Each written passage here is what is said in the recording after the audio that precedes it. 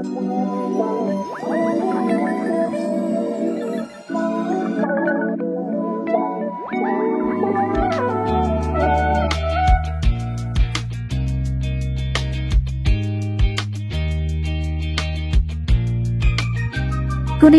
adalah metode penulisan Mesopotamia kuno yang digunakan untuk menulis berbagai bahasa di Ancient Near East.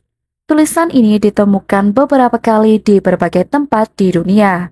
Salah satu skrip yang tertulis paling awal adalah paku-paku, yang pertama kali dikembangkan di Mesopotamia kuno antara 3400 dan 3100 sebelum Masehi. Kata cuneiform berasal dari bahasa Latin cuneus yang artinya baji atau paku dan forma yang berarti bentuk. Cuneiform dianggap sebagai penemuan terpenting di antara banyak penemuan bangsa Sumeria, yang mana berpengaruh dalam sejarah manusia. Bahkan semua bangsa yang mendiami Mesopotamia menggunakan aksara paku. Sejak ditemukan untuk pertama kali oleh bangsa Sumeria sekitar 3500 sebelum Masehi, aksara paku terus mengalami perubahan. Pada awalnya, cuneiform menampilkan subjek yang lebih konkret berupa gambar-gambar, misalnya seperti gambar raja, pertempuran, banjir, dan gambar lainnya yang melambangkan benda atau konsep. Mesopotamia kuno adalah wilayah di dunia yang secara kasar sama dengan negara modern Irak. Orang-orang menggunakan tulisan paku untuk berbagai kegiatan, mulai dari latihan soal-soal sekolah hingga menulis surat-surat pribadi dari mitos-mitos epik. Banyak kisah yang berakar pada tulisan Mesopotamia kuno yang kita ketahui dari Perjanjian Lama. Yang paling terkenal adalah kisah air bah. Penting untuk diingat bahwa sistem tulisan paku ini bukanlah bahasa lisan. Sama halnya dengan bahasa lain seperti Prancis, Inggris, dan Jerman yang menggunakan alfabet dan tanda baca yang sama, tulisan paku merupakan aksara yang digunakan untuk menulis berbagai bahasa. Bahasa ini termasuk bahasa Sumeria dan Akkadia. Tulisan cuneiform dinamakan demikian karena sistem penulisan ini didasarkan pada tanda-tanda yang terlihat seperti irisan.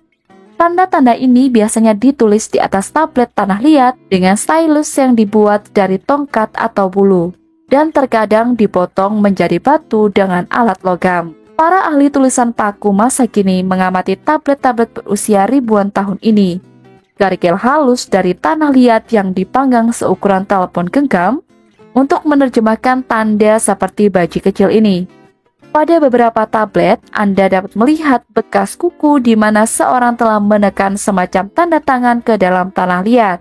Lalu bagaimana cara kita untuk membaca tulisan paku? Jika dilihat dengan seksama, aksara paku memang agak rumit dan jauh lebih sulit daripada huruf modern. Tidak seperti alfabet dalam bahasa Inggris, aksara paku awal adalah apa yang kita sebut sebagai logografi. Sementara alfabet menggunakan huruf-huruf individual secara langsung yang mewakili suara atau disebut sebagai fonogram. Paku cuneiform awal menggunakan karakter tunggal atau huruf yang mewakili seluruh kata yang disebut sebagai logogram. Sebagai contoh, karakter Cina biasanya berupa logogram, dan begitu juga dengan banyak karakter hieroglif Mesir kuno. Banyak karakter paku yang juga merupakan logogram.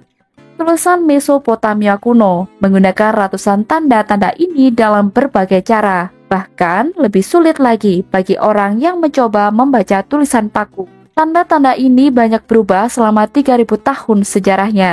Tulisan paku bergeser menjadi gabungan antara logogram dan elemen suku kata. Dalam sistem tulisan Mesopotamia kuno, beberapa tanda sebenarnya tidak memiliki arti apapun, tetapi hanya membantu pembaca untuk mengetahui bagaimana memahami tanda di depannya. Tanda ini disebut pelengkap fonetik karena hanya memiliki nilai fonetik dan bukan nilai semantik. Pada aksara paku yang matang, irisan dapat dibuat menjadi tanah liat lunak dalam orientasi horizontal, vertikal, dan diagonal, serta dalam bentuk sudut tepi. Tanda paku terbuat dari berbagai goresan seperti irisan, yang kemudian tanda ini digabungkan untuk membuat frasa. Setelah tahu hal ini, bagaimana teman-teman? Apakah Anda masih tertarik untuk mempelajari tulisan ini secara lebih dalam? Di episode selanjutnya, kita akan bahas tentang salah satu kisah yang juga terkenal dari zaman Mesopotamia kuno. Seperti apa kisah tersebut? Saksikan di Jendela Dunia episode selanjutnya.